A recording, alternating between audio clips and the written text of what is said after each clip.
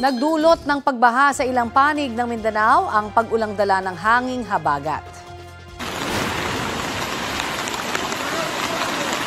Pahirapan sa pagtawid ang lalaking yan sa lampas-tuhod na baha sa Lamitan, Basilan.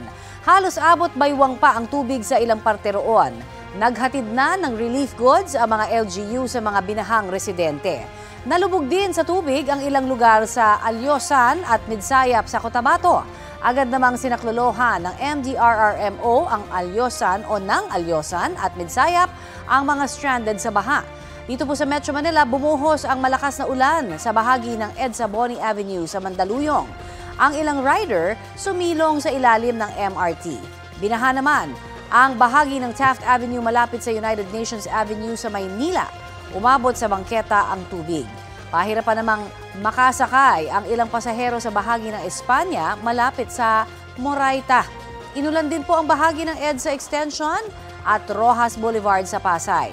Ang pag-ulan sa Metro Manila ay dahil po sa thunderstorms.